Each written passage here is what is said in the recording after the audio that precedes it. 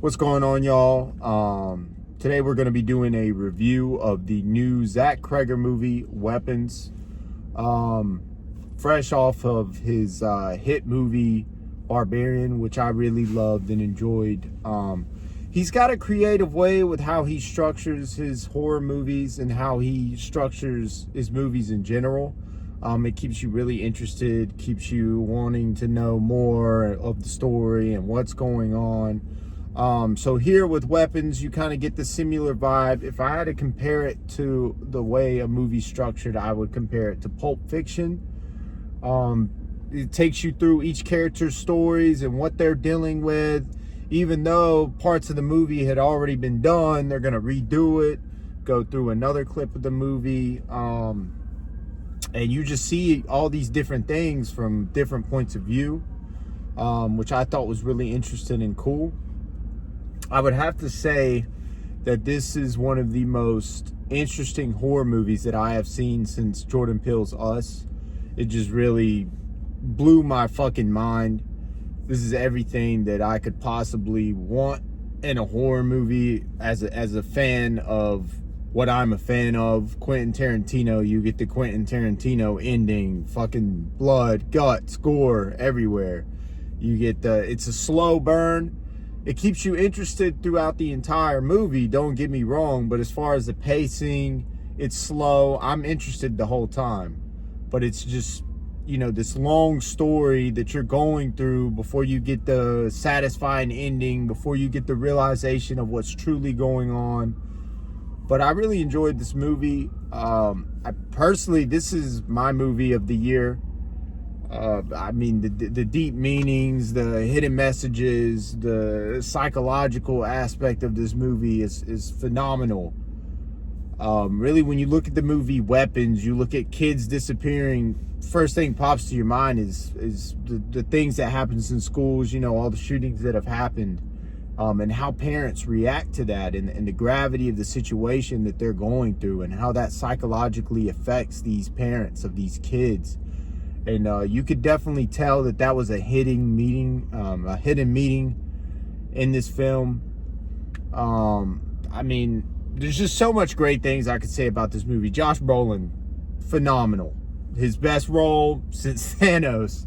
Julia Gardner, she has taken over this year. Her best role since Silver Surfer. And the dude who plays Han Solo, man, he killed it as well. And the kid from Euphoria that played the crackhead, he was hilarious. Really lighten the mood in the movie, because when you watch a movie like this that is so dark, and when you really truly look at the story and you're like, what the fuck, this is so dark, you really need humor, and he blended humor throughout this movie really well. I love the cinematography. It was really filmed, to me, if I had to compare it to a movie, the way it was filmed like Prisoners. Very dark, very bleak, very dull. And yeah, this is my movie of the year. I don't see it getting much better than this. I could be wrong. Tron or Avatar could knock me off my feet, you know, but I do not see, as far as original filmmaking, it getting much better than this. Chase, what did you think? I can't put it above Sinners personally, but I do think that this was an almost perfect horror movie. I mean, you could say it's perfect. As far as a horror movie, it's a perfect horror movie. Yeah. Now, is it a perfect movie? That's all up to opinion. Yeah. Like he was saying, I think they blended the comedy in perfectly with the movie. You know, you could laugh, and then the next second it's, you know, you're disgusted by what's on screen or whatever. But it was shot perfectly, I think. I mean, as he was saying, how it would basically build on a scene you've already seen. I mean, it built you got to know every character more than you would think you would in a movie with this many characters. And I think that was probably what made the movie as good as it was. Right. It's just the structure of this film is insane. And it's probably why I love it so much. Like I said, it's structured like Pulp Fiction. You're going through all these different characters' points of views. You come to an ending with all these people that you have seen their points of views at the very end, and you get a satisfying ending. Just real quick, I mean, I've seen a lot of movie reviewers complain about how they felt like we were too long in some of these characters' point of views. By the end of the movie, they really had nothing to do with the ending of the movie, and I just did not agree at all. I mean, every point of view that you saw was inside that house, and everybody's point of view that you saw was equally important to the conclusion of this film.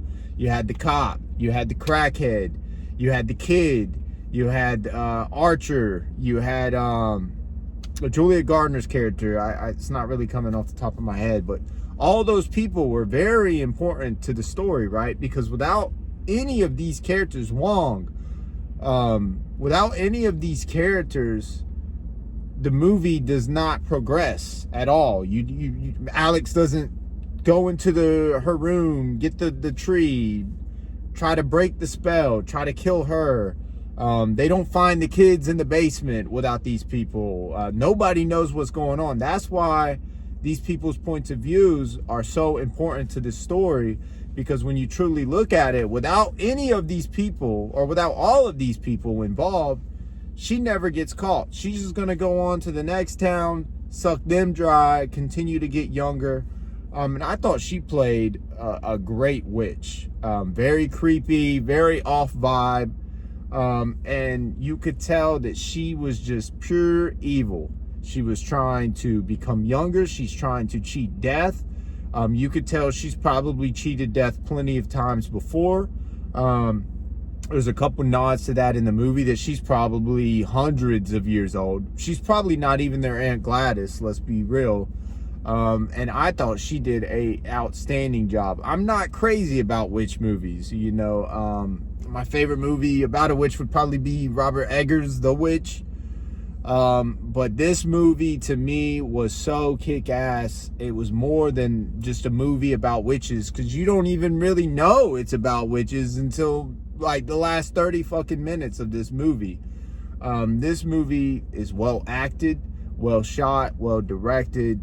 The script, holy shit, I see why Jordan Peele fired his whole staff, because when you just look at this movie purely from a script point of view, it's insane. Top tier writing. And as far as original horror films go, I mean, this is definitely up there for me. I don't know where I would rank it all time. I mean, it's definitely not as good as Us or Nope, but it's still really, really, really good. And I feel like you guys should see it. This, to me, is the horror movie of the year. I love Sinners for different reasons than I love Weapons. I feel like Weapons is a lot darker than Sinners is. But it's just a truly masterpiece of a horror film, in my opinion. And you guys should go see this movie for sure. Like I said, Josh Brolin killed it. Julia Gardner killed it. The dude who plays Han Solo killed it. Every actor you see in this film killed their roles. Like, there's no other comparison. I'd really love to see Josh Brolin play in more of these roles. The biblical references in this movie, you could tell there was a lot of biblical references. You could tell there was a lot of nods to The Shining, my favorite horror film of all time. You could tell, as far as like the way they did the kids in this movie, that everything was done so meticulous, and so to an exact. You could tell a lot of effort and a lot of work was put into this movie and making this movie right. And I really enjoy it. Obviously, it's a 5 out of 5. And to me, this is my best movie of the year so far.